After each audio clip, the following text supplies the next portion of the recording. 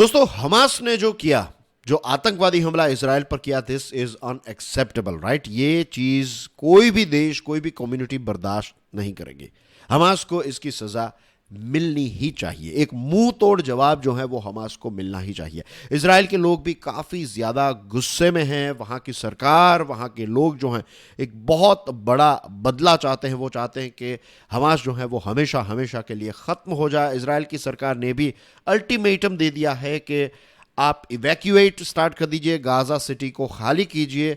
हम हमास पर इतना बड़ा अटैक करेंगे कि अगर आप वहाँ पर रहें, अगर आपका कोई भी लेना देना नहीं है हमास के साथ, तो भी आपकी मृत्यु हो सकती है, आप बर्बाद हो सकते हैं। तो बेस्ट यही है कि आप ये जगह को खाली करके कहीं और चले जाइए। अब कोई नहीं जानता है कि इतने सारे लोगों को इतने कम समय के अंदर कैसे एक जगह से दूसरी जगह पर ट्रांसफ़र किया जाएगा, लेकिन इजराइल जो है वो एक बहुत बड़ा बदला लेगा। This is for sure. In fact बदला लेना स्टार्ट कर भी लिया है।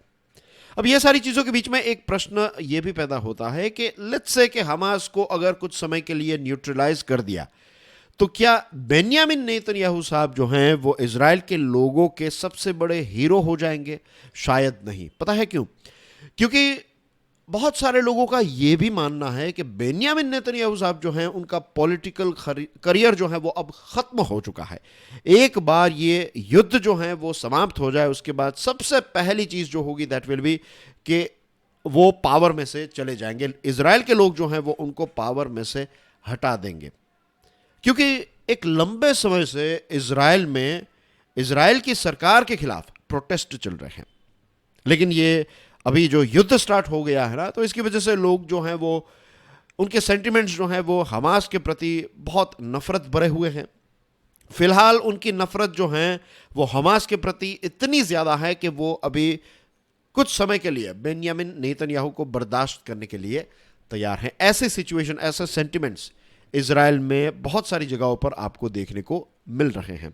आज इस विषय पर विस्तार से चर्चा करेंगे। मेरा नाम है प्रशांत मावानी, आप देख रहे हैं स्टडी ग्लोस। आप मेरे दूसरे लेक्चर्स क्यूरियसली एजुकेशन पर भी देख सकते हैं। डियर फ्रेंड्स, आपके सेल्फ डेवलपमेंट के लिए we have launched a very interesting course. इसका नाम है NLP फॉर एकेडमिक सक्सेस।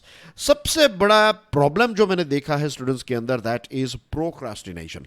कि हम सब जानते हैं कि कल करो सो आज, आज करो सो अब, this is the best policy, लेकिन हम इस चीज को इंप्लीमेंट नहीं कर पाते हैं। क्यों नहीं कर पाते? ये रीजंस भी आप जानेंगे, और कैसे इस डेडलॉक के बाहर निकला जा सकता है, कैसे हम एक ऐसी हैबिट को डेवलप कर सकते हैं कि हमारी जो टॉप प्रायोरिटीज हैं उनका इंप्लीमेंटेशन हम आज ही करें, राइट। तो ये सारी चीजें आपको इस कोर्स में सीखने को मिलेगी। Check out our course on Study Glows mobile app. Now dear friends, बहुत सारे लोगों का यह मानना है कि बेन्यामिन नेतन्याहू साहब का पॉलिटिकल करियर जो है वो खत्म हो चुका है। लगभग 15 सालों से वो पावर में रहे हैं, और जैसा मैंने आपको स्टार्टिंग में बताया कि बहुत सारे लोग जो हैं वो राह देख रहे हैं कि एक बार ये युद्ध खत्म हो जाए, उसके बाद उनको हटाया जाएगा। अब प्रश्न ये पैदा होता है कि क्यों लोग उनके प्रति इतना गुस्से में हैं, क्यों लोग उनको इतना ज़्यादा हेट करने लगे हैं, राइट। और ख़ास करके जो राइट विंगर्स हैं, राइट, अभी जो इजराइल में सरकार है ना, ये राइट विंग की सरकार है। तो राइट विंगर्स जो है वो भी अब बेन्यामिन नेतन्याहू साहब को नफरत करने लगे हैं। पता है क्यों? क्योंकि उनकी कुछ पॉलिसीज जो हैं वो इस प्रकार की रही हैं। सबसे बड़ी जो उनकी एक पॉलिसी जिसका लोग विरोध कर रहे हैं, दैट इज कि अभी तक पिछले 15 सालों के अंदर उन्होंने क्या किया कि धीरे धीरे करके ये जो एरियाज हैं, फॉर एग्जांपल ये गाजा स्ट्रिप वाला एरिया है जहां पर डिफेंस के पर्सोनल को या फिर यहां पर मिलिट्री को डिप्लॉय किया जाता था। इजराइल जो है वो बहुत सारे देशों के साथ भी बॉर्डर शेयर करता है। इजिप्ट है, यहाँ पर जॉर्डन है, फिर यहाँ पर भी उनकी नेवी को डिप्लॉय किया जाता है, राइट। फिर यहाँ पर लेबनान के साथ, ये गोलन हाइट्स में, तो हर जगह पर एक राइट प्रपोर्शन में, एक राइट क्वांटिटी में मिलिट्री को डिप्लॉय किया गया था। लेकिन फिर इजराइल की अभी जो सरकार है, बेन्यामिन नेतन्याहू साहब की सरकार, तो उन्होंने वेस्ट बैंक के अंदर सेटलर्स जो हैं, मीन्स क्या करते हैं, इजराइल की एक पॉलिसी रही है इजराइल की सरकार की कि जो खाली एरियाज होते हैं तो वहाँ पर धीरे धीरे सोसाइटीज़ बनाई जाती हैं, फिर वहाँ पर लोगों को डिप्लॉय किया जाता है। मीन्स जो सिटीजन्स हैं उनको कहा जाता है कि आप यहाँ पर शिफ्ट हो जाइए, फिर बहुत सारे बेनिफिट्स दिए जाते हैं, तो सिटीजन्स जो हैं वहाँ पर शिफ्ट हो जाते हैं। अब आप ऐसे ही अगर वेस्ट बैंक का एरिया जो है वहाँ पर नई सोसाइटी बनाकर वहाँ पर रहने लगेंगे, तो वहाँ के लोग भी एक्सेप्ट नहीं करेंगे। तो उसके लिए सरकार क्या करती है, सरकार मिलिट्री को डिप्लॉय करती है कि यहाँ पर रहने वाले लोग जो हैं तो उनको सिक्योरिटी प्रोवाइड की जाती है, राइट। ये मिलिट्री के द्वारा सिक्योरिटी प्रोवाइड की जाती है और ये फाइनल डिसीजंस ऑफ कोर्स सरकार के द्वारा लिए जाते हैं। तो यहाँ पर जो सेटलर्स जो हैं उनकी क्वांटिटी यहाँ पर बड़ी है, एरियाज बड़े हैं, तो उस हिसाब से यहाँ से अलग अलग जगहों से जो मिलिट्री के लोग हैं उनको फिर यहाँ पर डिप्लॉय किया जाता है। और इसकी वजह से ये सिचुएशन हुई कि गाजा स्ट्रिप वाला एरिया जो है वहाँ पर जितनी क्वांटिटी में लोग होने चाहिए थे, जो मिलिट्री होनी चाहिए थी, उतनी नहीं थी। और कहीं ना कहीं इसी वजह से इतना बड़ा हमला जो है वो हमास इजराइल पर कर पाया। तो ये एक ऐसा रीज़न है जिसकी वजह से लोगों का गुस्सा जो है वो बेन्यामिन नेतन्याहू की तरफ काफ़ी ज़्यादा हो गया है। कहा जाता है कि प्रोटेस्ट भी चल रहे थे, और नॉट सिर्फ कहा जाता है, अगर आप कुछ न्यूज़पेपर्स को पढ़ेंगे, राइट, कुछ महीनों पहले के न्यूज़पेपर्स को पढ़ेंगे, देन यू विल फाइंड कि इजराइल में बहुत बड़े प्रोटेस्ट भी हुए थे। और एक बहुत बड़ा स्कैंडल, एक लंबे समय से ये स्कैंडल चल रहा है, और इस स्कैंडल में एक लंबे समय से बेन्यामिन नेतन्याहू जो हैं वो फंसे हुए भी हैं।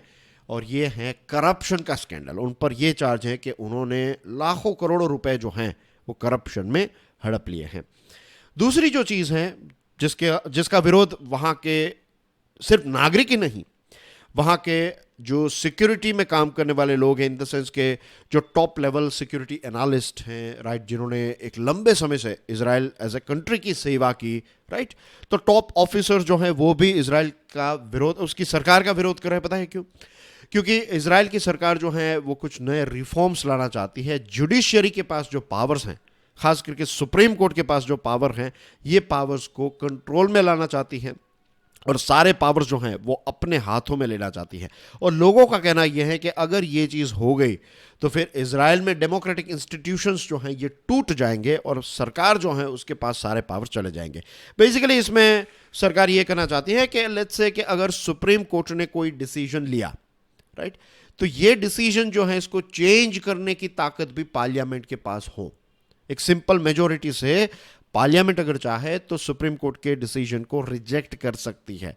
तो बहुत सारे लोगों का कहना यह है कि अभी जो इन पर ये जो करप्शन के चार्ज चल रहे हैं ना, तो इसमें अगर बेन्यामिन नेतन्याहू साहब को सज़ा मिल जाती है तो ये जुडिशियल रिफॉर्म जो आ जाएगा, तो इससे ये होगा कि वो अपने आप को माफ़ कर देंगे, एक ऐसा लॉ लेकर आएंगे कि वो पर्टिकुलर जजमेंट जो है वो कैंसिल हो जाएगा, तो फिर भी वो पावर में रहेंगे, यू नो। तो इस चीज़ को लेकर लाखों लोगों ने इजराइल में प्रोटेस्ट किया था, राइट। इजराइल के अलग अलग शहरों में एक लंबे समय से प्रोटेस्ट इस चीज़ को लेकर चल रहे हैं। और बहुत सारे ऑफिसर जो हैं, गवर्नमेंट में काम करने वाले लोग जो हैं, उन्होंने मोसाद, सिनबैत और ऐसी एजेंसीज में काम करने वाले लोगों ने भी ये कहा था, मिलिट्री में काम करने वाले बहुत सारे लोगों ने विरोध किया था और ये कहा था कि अगर इस प्रकार का कानून लेकर आएगी सरकार तो फिर हम ड्यूटी पर नहीं जाएंगे, राइट। तो ये कुछ रीजंस की वजह से एक तालमेल जो है वो टूट गया। और अभी जो एक तालमेल इन द सेंस कि सरकार और जो इंटेलिजेंस, सरकार और डिफेंस के बीच में जो तालमेल होना चाहिए, ये टूट गया। और बहुत सारे लोगों का कहना ये है this is one of the reason कि इतना बड़ा अटैक जो है वो इजराइल पर हो पाया। तो अगेन ये ब्लेम जो है वो उनके प्राइम मिनिस्टर और उनकी सरकार पर जा रहा है। दूसरी चीज़, वहाँ पर अल्ट्रा ऑर्थोडॉक्स ड्राफ्ट एग्जेम्पशन की बात चल रही है।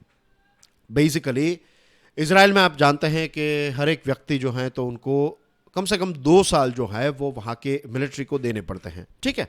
ये बहुत ही कॉमन नॉलेज है, तो मैं इसकी डेप्थ में नहीं जा रहा हूँ। अब इजराइल की सरकार जो है, बेन्यामिन नेतन्याहू की सरकार, ये करना चाहती है कि वहाँ पर एक हारेडी कम्युनिटी है, राइट। तो हारेडी कम्युनिटी मीन्स जो, जैसे आप समझ लीजिए कि यहाँ पर अगर कोई रिलीजियस पढ़ाई करना चाहता है, राइट, थियोलॉजी, जैसे हम यहाँ पर जनरली कहते हैं ना कि अगर आप पंडित बनना चाहते हैं, आप रिलीजियस की जो रिलीजियस थियरीज हैं उनकी पढ़ाई करना चाहते हैं, तो अगर इजराइल में ऐसा कोई करना चाहता है, अगर कोई यहूदी है और ख़ास करके जो हारेदी कम्युनिटी के लोग जो हैं वो इस चीज़ के साथ काफ़ी ज़्यादा जुड़े हुए हैं, तो सरकार का कहना यह है कि उनको एग्जेम्पशन मिलना चाहिए। अगर आप हारेदी कम्युनिटी से हैं तो आप अगर इजराइल के डिफेंस में या फिर ये जो मिलिट्री है उसमें सर्विसेज में ज्वाइन करना नहीं चाहते तो चलेगा, तो ये जो एग्जेम्पशन देने की बात है, तो इसको लेकर बहुत सारे लोग जो हैं वो काफ़ी ज़्यादा नाराज़ हैं। वहाँ के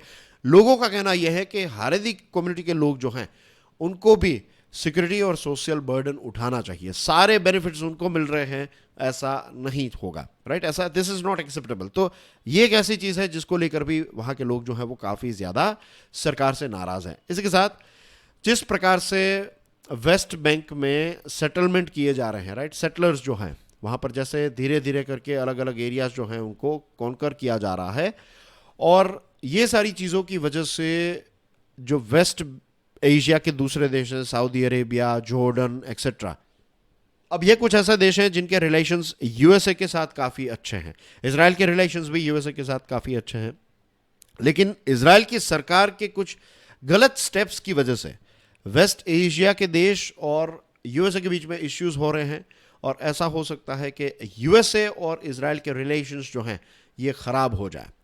तो इजराइल के लिए यूएस एक बहुत ही इंपॉर्टेंट कंट्री है, तो लोग ये भी कह रहे हैं कि सरकार की पॉलिसीज की वजह से इजराइल और यूएसए के रिलेशंस खराब हो रहे हैं, तो अब इस सरकार को हटाने की ज़रूरत है, राइट? सो इस प्रकार के सेंटिमेंट्स जो हैं इसकी वजह से ये बताया जा रहा है कि फ्यूचर में ये जो इजराइल में जब ये युद्ध खत्म होगा तो इजराइल के लोग चाहेंगे कि ये सरकार जो है वो चली जाए, बेंयामिन नेतन्याहू जो है वो पावर में से चले जाए। अभी इजराइल के सेंटिमेंट्स जो हैं वो हमास के प्रति बहुत ही एग्रेसिव हैं, और लोग ये भी कह रहे हैं कि हमास जो है ये फ़लस्तीन के लोगों के सपोर्ट के बिना नहीं चल सकता। तो कोलैटरल डैमेज जो है उसको लेकर भी कुछ लोगों का कहना ये है कि भले ही कोलैटरल डैमेज हो जाए, लेकिन हमास के ऊपर बहुत बड़े अटैक्स जो हैं वो होने ही चाहिए। फिलहाल एक इमरजेंसी गवर्नमेंट की स्थापना हुई है इजराइल में, बिकॉज ये युद्ध जैसी सिचुएशन है, लेकिन लोगों का ये मानना है कि this is temporary thing, right? जब ये युद्ध खत्म होगा they are going to kick out Benjamin Netanyahu. अब ये होगा नहीं होगा ये तो वक्त ही बताएगा, लेकिन अंडर करंट में ये सेंटिमेंट्स भी इजराइल में चल रहे हैं जिसके बारे में हम सबको पता होना चाहिए। And that's everything in today's discussion. Thank you very much for your love and support. दोस्तों, आप देख रहे हैं स्टडी ग्लोज। आप मेरे लेक्चर्स क्यूरियसली एजुकेशन पर भी देख सकते हैं। डियर फ्रेंड्स, ये कोर्स जो है ना ये डॉक्टर मयूरिका दास जी ने बनाया है। उनका अनुभव इस क्षेत्र में 1.5 दशक जितना है। सो वी कैन सेफली से कि she is an expert in psychology, और जो जो टॉपिक्स आप देख रहे हैं उसके सब टॉपिक्स जो हैं ये सारी इंफॉर्मेशन आपको स्टडी ग्लोज ऐप पर मिल जाएगी। आप एक बार इस कोर्स को देखिएगा, एंड आई एम श्योर अगर आप इसको डाउनलोड करेंगे और आप कोर्सेज के कुछ वीडियोस को देखेंगे, देन यू विल रियलाइज कि डे वन से आपको बहुत सारे बेनिफिट्स जो हैं वो इस कोर्स से मिलने लगे हैं। And that's basically everything from my side. Thank you very much for your love and support. God bless you all. जय हिंद।